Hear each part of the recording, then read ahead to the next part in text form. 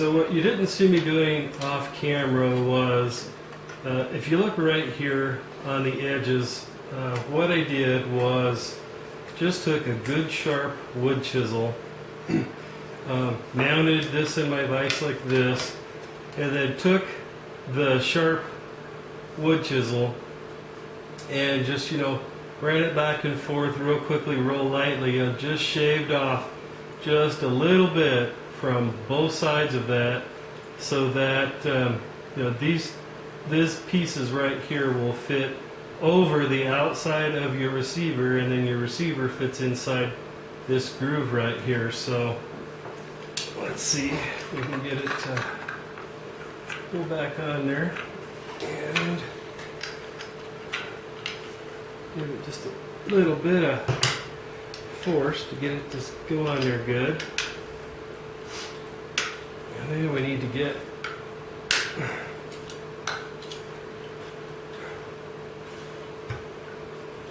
as you can see, I'll show you the close-up of this in a minute, but it's on the outside of the receiver very well now. I'll bring it in for a close-up in a second, but once you're sure that it's mounted up good around your receiver, then you pull this back up. Make sure it's on all the way, and make sure that it hasn't changed its relationship to the receiver either. And then turn this handle back down and lock it in place. That's pretty solid. I like that. That fits under pretty good. Yeah, I like that. All right. So there is the bottom piece right there. All right, so next we're going to put our gas tube piece back on. And again, just the opposite way you did. You want to have this up perpendicular. Slide it right down here on this end over the end of the gas tube to get it started. And turn it until you can see that it lines up to where you need it. And sometimes, like I said, when you take them off, they need a little persuading. So I'm going to persuade this while I'm off camera, and I'll be back with you in a second. So as you can see, I've got it back on, and then when you're done, you just push this handle back down into the locked position. And then when you're sliding your upper gas tube piece on, be careful. There are little fingers that stick down on the inside of this upper piece, so that it stays in the right place in relationship to the lower handguard piece. You can see on both sides there, everything mounts up real nice and looks good. And let me show you how this mounts up the receiver so you can get an idea of what I was talking about. See right in here? See how that fits nice and flush in there? That's what you're after right there.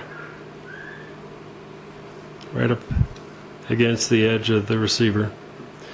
Alright, so there's that.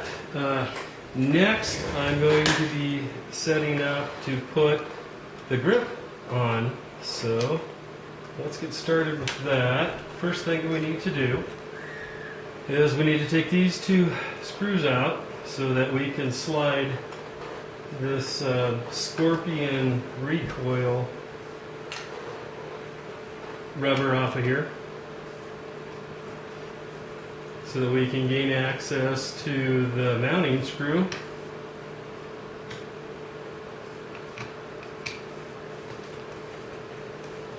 To mount this bad boy into the receiver.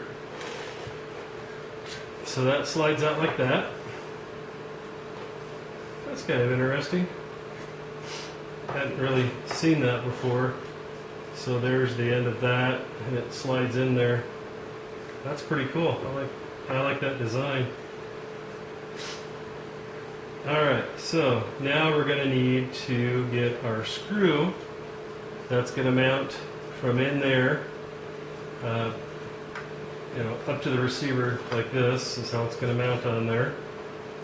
So one sec while I get set up with the needed hardware for that. So I got the parts that we needed to do the grip install, and as you can see here, this is the little lock nut that we need to insert into this hole on the bottom of the receiver, and that's where it is positioned so the camera can see it better. Right here, that's where it's going to pop through. So what we're going to do is we're going to, when it comes out, it needs to be canted at the angle that the pistol grip is. So as you can see, that's got a little bit of a tilt like that, and that's the way we want to put it in. So I'll tilt it up, and you can run your finger in through the end of the receiver here to make sure it's in the right place. Kind of fish it through the hole. Alright. And when it drops down in there, it will drop flush, and you can see how it's pointed towards the back, and that's exactly how we want it. And since it's like a T-bolt, it can't turn in there, so that's exactly what we want. So what I'm going to do is I'm going to, I'm blocking the camera there. Let's see if I can do this. So I've got my fingers stuck in there holding it into place. Now I'm going to take the grip, slide the grip up on there where it should be, and then make sure that I've got it lined up on the bolt or the hole that's on there, that little T-nut.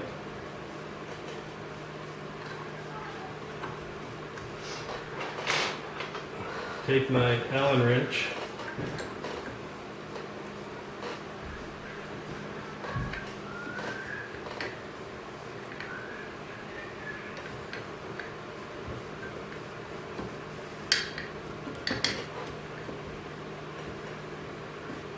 and turn it in there. And yeah, I've got it caught on there. So, all right. So what I did off camera was, in order to get the right angle on that, to really get that to cinch down, I had a number 5 Allen wrench. So I got a number 5 tip for my Versa driver here, and because I reached down in there far enough to get enough leverage on that. So there we are, that's mounted now. So just reverse the process, slide that back in, and we'll put the 2 screws back here in the top to hold that rubber piece in place. The Scorpion recoil system, ATI calls it.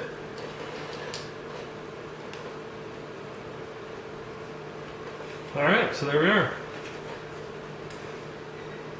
Looks pretty good. Mounts up pretty good. Alright. So the next step is that we're going to put this bad boy in and make sure that it all mounts up properly and good. And one sec while I get everything set up for this. Alright, so what I did off camera was I just looked on the inside of the receiver here from a lot of different angles and made sure that there's never a reason why anything in here would obstruct this, to make sure that it wasn't hitting on anything or whatnot, and it wasn't. So I just tapped it down in there to where the edge of the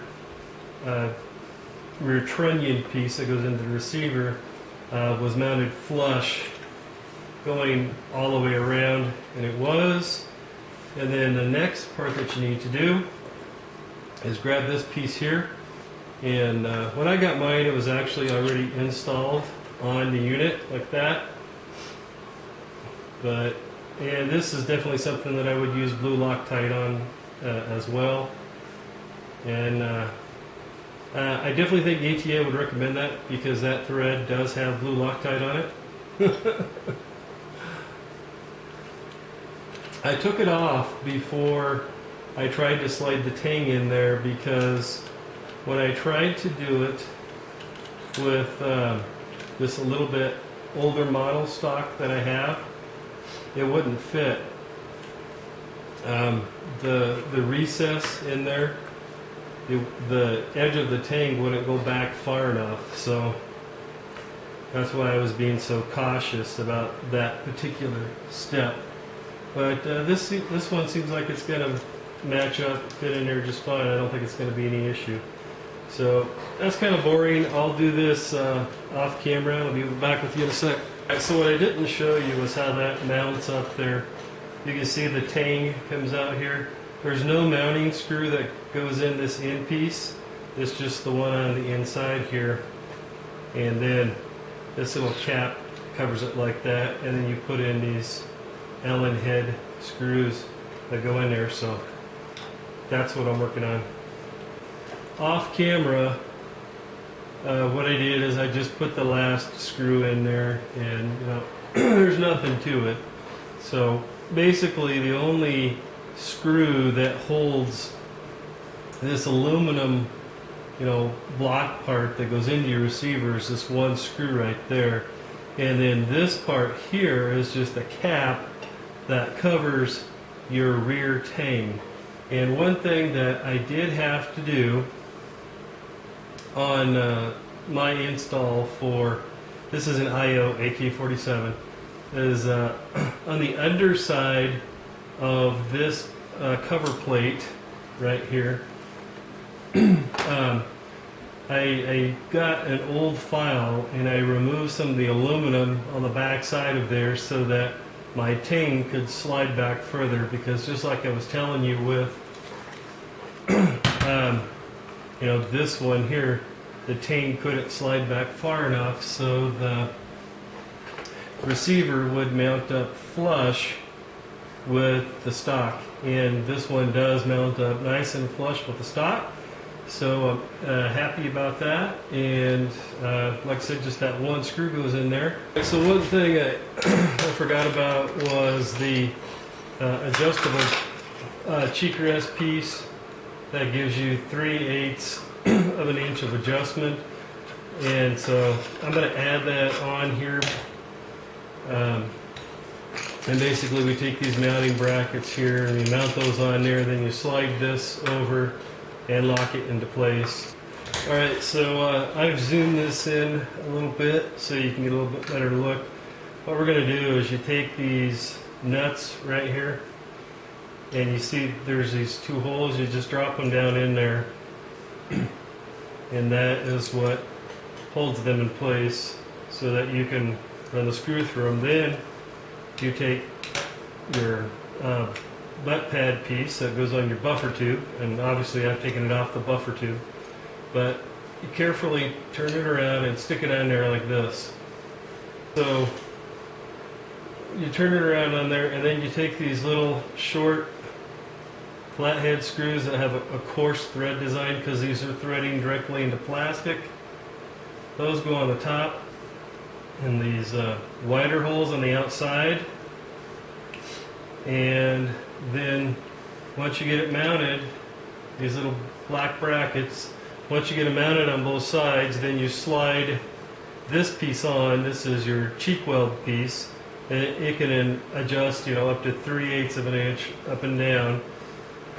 And these longer pan head screws here go through there and then into these holes that have the nuts that we drop down the little pockets on the back side. So this is pretty basic. I'm not going to actually show it to you on camera, but we're almost done.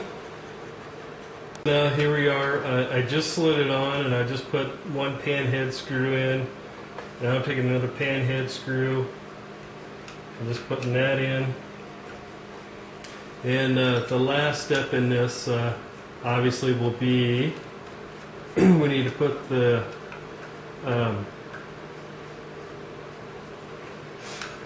little pad that goes on here. There's a little bit of padding that comes with the kit that we can slide on there. So that's basically it. We're just going to put these screws in here, tighten them down, and put this 3M piece of little padding on there so it feels nice up against your cheek. And slide this back on the buffer tube, and we'll be done. And we'll show you the finished project. And I've got this set all the way up because I use an optic on my AK, and so I want this cheek piece to be as high as it will possibly go. Just wanted to take a let you take a quick look at it so that you can see the finished product.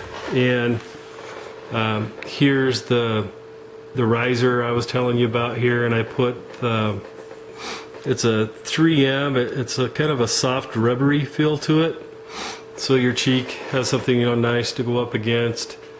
And here's the piece that mounts into the trunnion. This is all metal. It's aluminum construction. Here is the grip, and it does have the Scorpion recoil reduction system built into it right there, as well as the butt pad on there.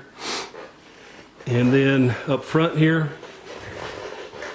you can see that we have the fore grip by ATI, and I've got the bottom Picatinny is mounted on there, the sides and the top.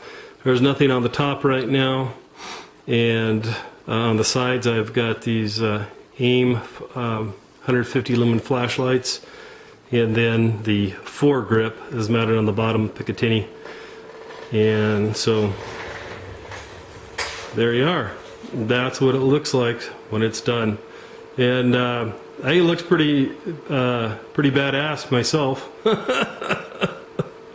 I'm very happy with it. I did have to make some few alterations on it, but none of the alterations were major. None of them took like machining or nothing crazy like that. It was just a few minutes to file away here, nibble away here, to remove a little bit of plastic here and there, but that's about it. Everything went on pretty much without a hitch, and so far I like it, and I'm going to do some product testing on it now. So in the next couple of weeks or month or two, I will be doing a full review on this system. Now that once I've had a chance to use it in the field and put it through its paces, so to speak, maybe find a heavy bag and butt stroke it a few times, and put the rifle through its paces, so to speak, with this ATI Elite Strikeforce gear on it. So thanks for joining me today, guys. I greatly appreciate it. I hope you're having a great day. If you have any questions about anything that we've gone over today or what we've talked about, please feel free to leave your comments and questions below, and I'll be happy to get back to you at my earliest convenience. One other thing that I did want to stress is that with both of these ATI Strikeforce kits, I've run into an issue where the tang on my I.O. AK-47 was too long. So you'll either need to ground down the end of your tang a little bit, or you need to ground down on the ATI pieces where the tang is a little bit, one or the other. And I don't know about you, but I'm not going to grind down on my weapon. I'll do it on the stock pieces and whatnot. So anyways, that's what it looks like when it's all done. Again, thanks for joining me today. God bless. Alright guys, so I thought I'd give you one last look at what the rifle looks like when it's finished. This time, it just has a regular 30 round standard capacity magazine in it, and just kind of give you an idea of what it looks like. So there it is.